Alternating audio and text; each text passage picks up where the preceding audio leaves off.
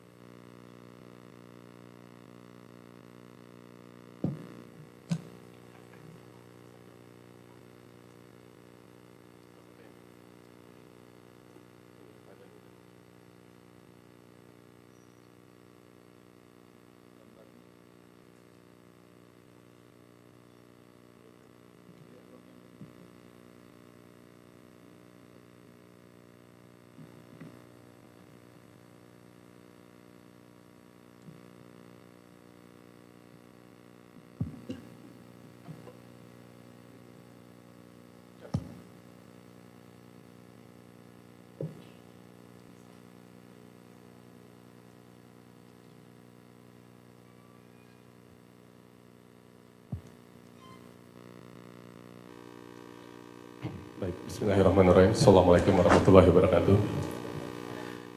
Bapak Ibu yang terhormat, terima kasih pada panitia yang memberi kesempatan saya untuk presentasi hari ini. Permintaan panitia tolong dibahas bencana dan peradaban, lalu kalau bisa diulas juga bukunya Pak Dani. Banyak sekali jadi. Baik, saya coba dalam 10 menit. Pada kesempatan ini saya akan membahas Quranik arkeologi, yang sebenarnya di luar negeri itu ada yang namanya biblical arkeologi, tetapi di Indonesia tidak berkembang begitu ya, apalagi kajian Quranik arkeologi. Ketika kita mau mempertanyakan Quran gitu ya, itu seakan-akan Anda tidak yakin gitu ya. Apa kepentingan saya membahas ini? Saya hanya mau menyatakan bahwa kalau hanya membahas Atlantis itu kecil, cuma dituduh pseudoscience gitu ya.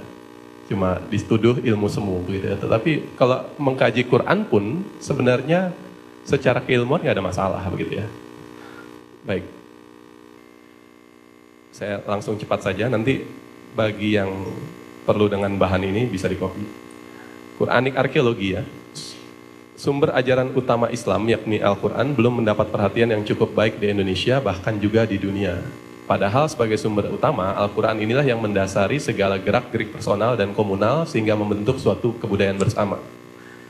Nah, ini yang sebenarnya di arkeologi, Al-Quran itu adalah kebudayaan materi, dalam hal ini artefak gitu ya. Dan artefak dalam pengertian arkeologi tidak ada batasan usia. Jadi, artefak itu adalah benda yang bisa dipindah-pindahkan. Kebetulan Al-Quran itu adalah benda yang bisa dipindah-pindahkan dan ada tulisannya. Ya.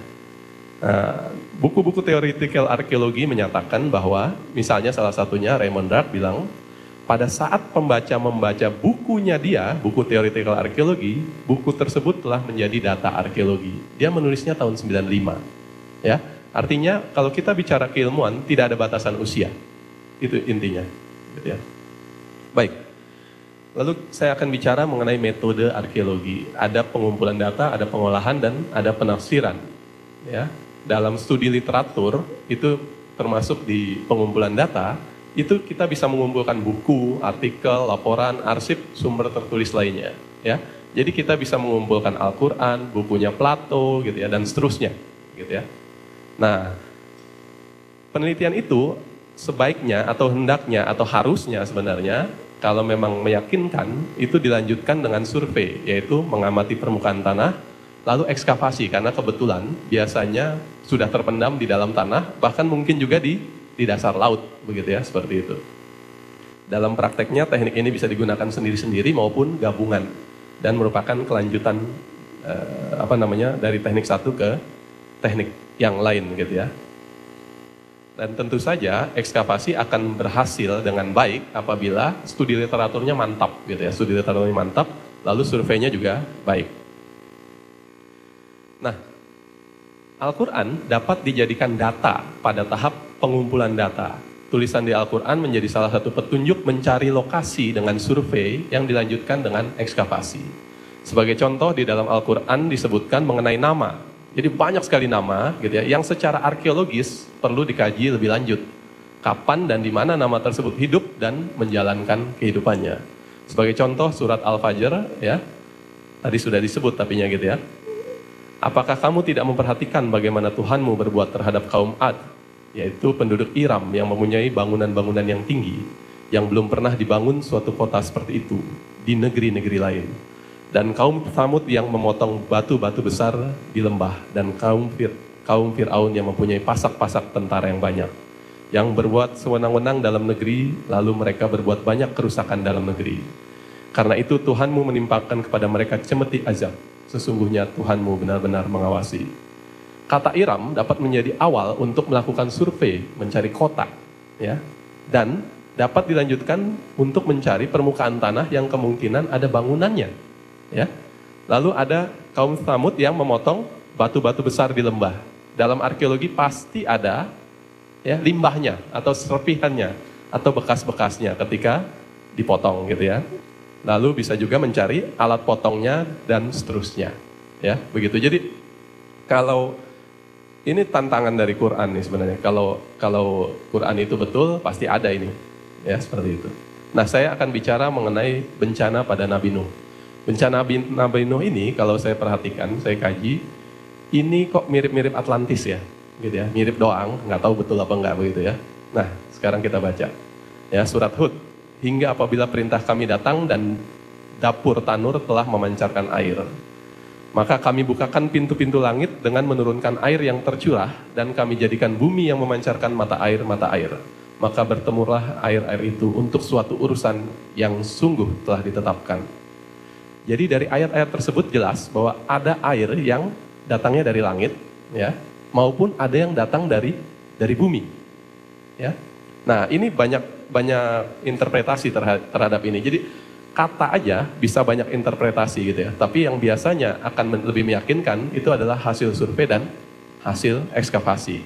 Nah, Muhajir dalam menyatakan bahwa pengertian tanur itu harusnya lebih bukan yang seperti itu begitu ya, tetapi dia berarti memancar keras dari bumi ya. Jadi tidak hanya kompor. Jadi sebelumnya diinterpretasikan sebagai kompor, tetapi juga sebenarnya kalau menurut Muhajir itu adalah cadangan air atau tempat di mana air dari lembah berkumpul. Dengan demikian terjemahan yang betul menurut dia dari kedua ayat di atas adalah air memancar keras dari lembahnya ya. Jadi bukan sekedar kompor begitu ya. Nah, yang menarik adalah ada lagi kalimat pintu-pintu langit dibuka, ya. Kemudian air hujan itu, ya, yang ditafsirkan sebagai air hujan masuk ke lembah, ya, wilayah kaum Nuh dan menimbulkan ulakan taufan yang dahsyat, sehingga berakibat air memancar keras dari lembahnya. Jadi sumber air bah itu, air banjir itu ya, itu ada juga yang dari langit, gitu ya. Dan tampaknya lembah di mana kaum Nuh berada adalah lembah yang berupa cekungan, gitu ya. Nah, memang masih menjadi pertanyaan mengenai pintu-pintu langit yang dibuka. Ini kayaknya orang-orang yang jago-jago benda-benda langit yang harus mempelajari ini, gitu ya. Ya, Donald Patton menyatakan, gitu ya. Ya, hujan itu bisa sangat besar dan menyebabkan banjir yang sangat besar apabila ada lapisan kanopi air yang hancur. Jadi di atas udara itu ada lapisan kanopi katanya. Ya, itu yang mungkin disebut sebagai kami bukakan pintu-pintu langit, gitu ya. Nah, yang ujungnya adalah ketika kita tidak tahu penyebab banjir apa, gitu ya. Lalu yang pasti adalah hai bumi, telanlah airmu, dan hai langit, berhentilah, dan air pun disurutkan. Perintah pun diselesaikan dan bahtera itu pun berlabuh di atas bukit Judi, ya. Nah, ini udah ada beberapa penelitian, ada yang menyebutnya di Armenia, Bukit Judi itu ya, ada yang menyebutnya di Turki dan seterusnya.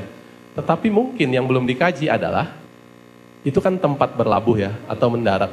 tempat berangkatnya di mana? Ya, tempat berangkatnya saya nggak tahu nanti ya. Mungkin ada kajian-kajian berikutnya gitu ya. Yang sekarang bisa saja ditafsirkan Atlantis, bisa juga ditafsirkan Indonesia begitu ya. Tetapi sekali lagi ini baru kajian tekstual, kajian studi literatur yang perlu dilanjutkan dengan survei dan ekskavasi secara arkeologi.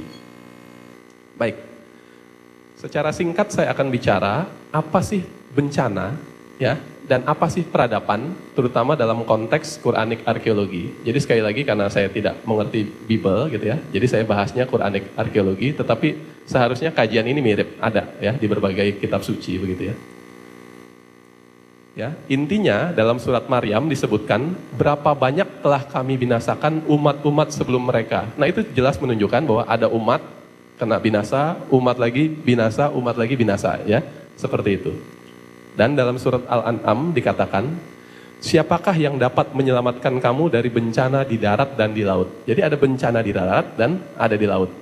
Yang kamu berdoa kepadanya dengan rendah diri, dengan suara yang lembut, dan mengatakan, sesungguhnya jika dia menyelamatkan kami dari bencana ini, tentulah kami menjadi orang-orang yang bersyukur.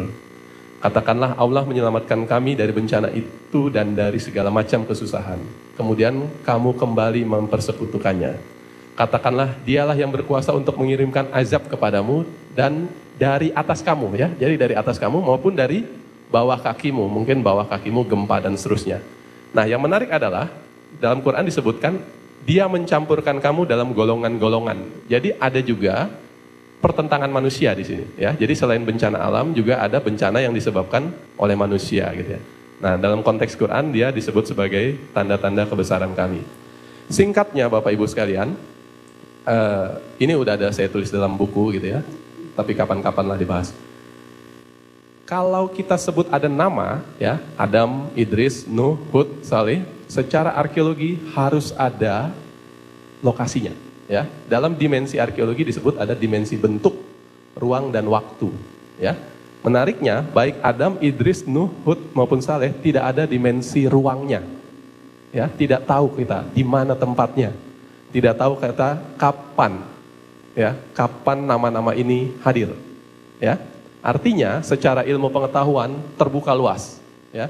Sehingga dalam berbagai diskusi ya, kalau saya diskusi ada peserta bilang, Pak, Nabi Adam itu dari Cibinong Pak gitu ya. Ya silakan aja begitu ya. Tetapi yang jelas gitu ya, kalau kita bicara tekstual, itu memang masih ada tanda tanya yang dalam ilmu pengetahuan kita sebut permasalahan penelitian. Dan itu sah untuk dikembangkan sebagai kajian. Ya. Nah, ini ada kata-kata kunci sebenarnya nih. Ya. Ada kata kunci, tapi kapan-kapan saya bahas gitu ya. Tetapi saya mau menjelaskan bahwa ya, berdasarkan kajian yang saya lakukan, Nabi Adam kemungkinan tidak usianya sekitar 40, dia hadir sekitar 40 ribuan, 25 ribuan seperti itu gitu ya. Lalu Nuh ya, itu dia di atas 5.000 sebelum Masehi. Kapan-kapan kita bahas apa buktinya ya. Tetapi dari sini sebenarnya bisa kelihatan ya. Nabi Nuh membuat kapal besar. Dalam arkeologi ada teknologi perkapalan ya yang sudah dikenal oleh manusia, dia tidak sampai setua ini. Gitu ya. Jadi cara melihatnya begitu ya, kapan-kapan lah gitu ya. Oke. Saya akan masuk ke Indonesia ya. Ada nabi yang di Mesir ya, Nabi Yusuf ya. Kalau Nabi Yusuf jelas ya, disebutkan kata Mesirnya jelas. Ya, tetapi nabi-nabi pra-Ibrahim itu tempatnya tidak disebutkan. Ya. Jadi itu membuka ruang untuk penelitian, ya. Nah, saya akan sepintas bicara sejarah kebudayaan Indonesia, ya. Sejarah kebudayaan Indonesia itu sebenarnya tua sekali, ya. Ada yang namanya Homo erectus, ya, Pithecanthropus dan seterusnya, itu 1 juta tahun yang lalu. Terus kemudian dia katakanlah hilang, lalu muncul Hobbit, ya. Terus kemudian dia hilang lagi, gitu ya. Muncul manusia modern yang di zaman Neolitik. Artinya apa? Jelas sekali bahwa ada keterputusan-keterputusan yang mungkin disebabkan oleh bencana, gitu ya. Tapi yang jelas peradaban yang sudah dibuat hilang, gitu ya. Peradaban yang sudah dibuat hilang lagi, gitu ya, dan seterusnya. Sampai akhirnya kita menganggap, gitu ya, kita menganggap bahwa masa kita sudah bercocok tanam, hidup tenang, hidup makmur itu sekitar 2000 sebelum Masehi. Itu baru hidup tenang gitu ya. Padahal di negara lain ya, di Mesopotamia, Mesir, Yunani dan seterusnya, itu mereka sudah bisa bikin bangunan yang besar sekali. Ya, bangunan yang besar sekali 2000 atau 3000 sebelum Masehi. Ya. Ini peta kita yang dengan sangat sukarela saya sampaikan harus direvisi nih. Padahal saya bikin nih, ya. Saya bikin 2010, 2 tahun kemudian terpaksa direvisi dengan adanya temuan Gunung Padang. Ya, temuan Gunung Padang menunjukkan bahwa ada kebudayaan yang lebih tua, ya, dari sekedar 2000 tahun yang lalu atau 4000 sebelum Masehi. Kita masih terus riset dan kebetulan masih dipaksa untuk terus riset begitu ya. Jadi masih akan ada hal-hal yang menarik di sini gitu ya. Baik, Bapak Ibu sekalian, sebagai penutup gitu ya. Saya juga kebetulan di waktu yang bersamaan riset di situs ini nggak ada namanya sebenarnya nih karena belum ada kajian di situs itu katanya. Jadi saya kasih nama aja lah gitu ya. Ada batu 2 ya seperti gapura, ada gambar naga ya. Saya kasih nama aja situs Batu Naga karena letaknya di Kuningan, saya sebut situs Batu Naga Kuningan. Dia letaknya di Gunung Tiga atau orang sana bilangnya Pojok Tilu karena perbatasan dengan Jawa Tengah. Nah, selain ada gambar naga seperti ini, itu ada gambar seperti segitiga, lalu ada rumbai yang sepertinya lebih tepat disebut sebagai gunung, ya, gunung meletus. Lalu ada 2 figur di sini yang kemungkinan adalah punakawan. Ya. Nah, ini kami cari referensi susah nggak ketemu gitu ya.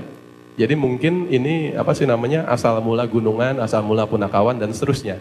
Tetapi begitu membaca prasasti batu tulis abad ke-15, di situ disebutkan ada Rahyang Niskala Wastu Kencana dimakamkan di Nusa Larang, sedangkan Rahyang Dewa Niskala di Gunatiga. Apakah Gunatiga ini Gunung Tiga? Itu menarik, ya. Dengan kata lain, tapi begitu saya sodorkan fakta ini gitu ya, beberapa arkeolog meyakini ya itu kayaknya betul gitu ya. Apalagi diperkuat dengan naskah kesusastraan Sang Hyang Siksakanda Karesian maupun Carita Parahyangan. Bapak Ibu sekalian, maksud saya apa menyampaikan hal ini? Coba kita baca di bukunya Pak Dani ya, halaman 2 bagi yang sudah memegang gitu ya. Jadi yang kata Atlantis itu ada di mana Pak? Di Timaeus dan Kritias ya. Ya. Nah, yang menarik adalah yang pertama adalah tadi saya baca itu ya. Jadi sebenarnya sumber aslinya adalah prasasti dalam huruf sangat kuno yang diterjemahkan ke dalam bahasa Mesir pada waktu itu, halaman 2 ya. Kemudian oleh Solon, naskah itu diterjemahkan lagi ke dalam bahasa Yunani. Kemudian diberikan kepada sahabatnya. Selanjutnya, naskah asli diterjemahkan lagi, ya. Kemudian jatuhlah ke tangan kakeknya Plato. Ya, halaman 2 ya. Jadi jelas di sini bahwa naskah ini, ya, yang menjadi naskah Timaeus dan Kritias itu awalnya adalah prasasti sebenarnya. Ya, dibaca, terus kemudian berkembang menjadi tradisi lisan, sebagian dituliskan gitu ya. Yang kemudian akhirnya mengalami penyesuaian kalimat, penyesuaian kata dan seterusnya, sehingga akhirnya muncullah dialog Plato ini, begitu ya. Jadi dalam ilmu pengetahuan itu suatu yang wajar sebenarnya. Kita pernah baca, kita pernah lihat, bendanya bisa dipegang, terus kemudian benda itu ya harus ditinggalkan, kita pulang gitu ya, kita pulang, terus kemudian kita ceritakan lagi ke anak kita, gitu ya, anak kita nulis gitu, ya. Nah itu yang perlu ditelusuri semua seperti itu ya. Nah, poin saya adalah yang kita sebut sebagai naskah kesusastraan zaman sekarang itu kita sebut puisi, prosa, itu nilai keilmuannya rendah sekali. Ya. Jangan-jangan dia sebenarnya adalah ilmu pengetahuan yang kemudian ditampilkan dalam bentuk lain ya, cerita tutur yang akhirnya menjadi legenda, ya. Terakhir saya tutup dengan ya. Jadi Pak Dani ini gitu ya, menulis dari dokumennya Plato gitu ya. Yang sebagai penutup saya sampaikan bahwa sumber tertulis dalam berbagai bentuknya ya, mau kitab suci, mau karyanya filsuf gitu ya, mau karya pujangga kita dan dari beragam usia serta dari manapun merupakan data arkeologi. Sehingga ketika diteliti dengan menggunakan metode arkeologi dapat dikatakan telah masuk dalam siklus ilmu pengetahuan. Tapi tentu saja siklus ini harus diteruskan, ya. Siklus ini, siklus studi literatur dilanjutkan dengan survei dan ekskavasi, ya. Dan menariknya adalah berbagai sumber tertulis itu menjelaskan mengenai peradaban dan bencana, ya. Mau yang sumber tertulis manapun gitu ya. Nah, satu tambahan dari saya pada presentasi kali ini adalah tradisi lisan sebagian diduga merupakan pengetahuan pada masa lalu, namun tidak ditulis sehingga akhirnya berkembang menjadi dongeng, mitos, legenda, dan sejenisnya. Sebagian yang belakangan diakui sebagai kebenaran, benar juga nih naskah ini gitu ya. Akhirnya didudukan sebagai kearifan lokal, cuma arif doang. Padahal dia adalah pengetahuan, ya, yang dikenal di lokasi tersebut, ya. Oleh karena itu saatnya bagi kita bangsa Indonesia untuk mempelajari lagi semua sumber data, entah tertulis atau tidak tertulis, ya, baik yang ada di daerah, yang di museum, di mana dan gitu, yang kesannya adalah dongeng, kesannya adalah mitos dan seterusnya, karena sebenarnya masih banyak pengetahuan masa silam yang masih terpendam. Terakhir, saatnya kita bekerja sama, bertukar informasi dengan santun, meneliti terus-menerus agar dapat meminimalisir bencana serta membangun peradaban yang membanggakan. Terima kasih. Assalamualaikum warahmatullahi wabarakatuh. Terima kasih Dr. Ali Akbar, menarik sekali, singkat, padat. Ya, memang mungkin inilah bedanya antara timnya Pak Dhani Ilman dan Pak Andi Arief dan kawan-kawan dengan beberapa arkeolog lain yang paradigma sainsnya agak beda. Yang ini kayaknya lebih holistik dan lebih integratif, artinya memasukkan juga sumber-sumber kitab suci itu sebagai data-data sains. Sementara di dalam paradigma positivistik di barat itu ditolak. Tuhan dan lain sebagainya, mitos itu bukan sains, itu hayalan, itu mitologi. Nah, maka mungkin saatnya lah ini kebangkitan nasional kita sekarang ini, kita merubah paradigma sains kita menjadi lebih holistik dan lebih integratif, multidisiplin, multi metoda dan lain sebagainya.